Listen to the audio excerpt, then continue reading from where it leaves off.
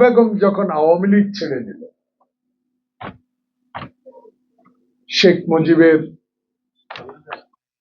কারাগারে যাওয়ার পরে দায়িত্ব পেলেন, ছেড়েও দিলেন। তখন আমরা বাসে আসতে হলে দাউদকান্দি, মেঘনা দুইটা ফেরি পার হতে হতো। এখন যে রাস্তাটা অনেক চওড়া, 4 লেন, সেখানে আসতে একটা প্রাইমারি স্কুল,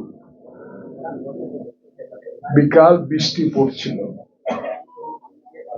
ছোট্ট একটা মুড়ির টিন বাসে আমরা আসতেছিলাম। তখন দেখলাম অনেকগুলো মানুষ, আমেনা বেগম বক্তব্য করছে, নেমে পড়লাম, শুনলাম। কিন্তু আমাকে ফকিরা বল পানির ট্যাঙ্কের কাছে একটা ম্যাচে আমার ভাই থাকে, ওখানে আসতে হবে। আসার পর তার কিছু পাইনি, হেঁটে চলে আসে।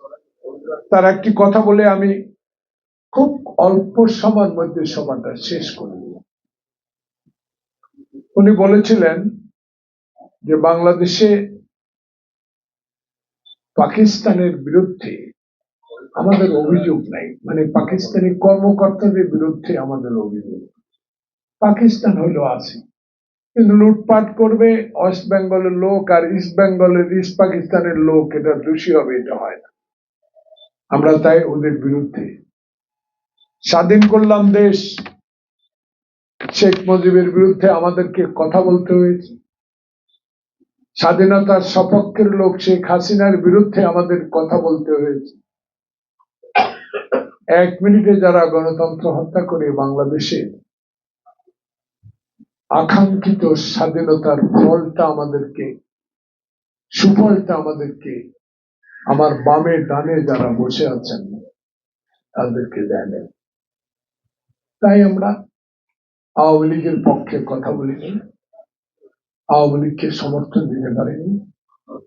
এই জন্য আমি ঢাকা বিশ্ববিদ্যালয়ে পড়তে কোনোদিনও শেখ মুজিবুর রহমানকে পছন্দ করতাম, হ্যাঁ দল করতাম, ছাত্রলীগ করতাম, এর কোনো বিষয়। কারণ কতগুলো কথা আমি শুনতাম। নূরে আলম সিদ্দিকী সাহেব মারা গেছেন, ওনার সাথে আমি যেতাম প্রায়। মাখন ভাই মরে গেছে, তার সাথে প্রায় যেতাম।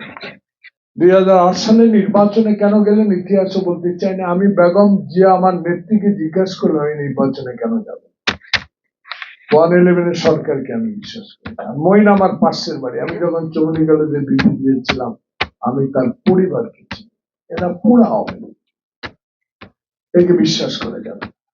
উনি আমাকে একটা কথা বলেছে, কথা কম কাজ বেশি, নির্বাচনে যাব, সামরিক শাসকদের, এই প্রশাসকদের এই জরুরি অবস্থা প্রত্যাহার করার প্রয়োজন, নাহলে জনপ্রতিনিধিরা কোনো ক্ষমতা আসতে পারবে।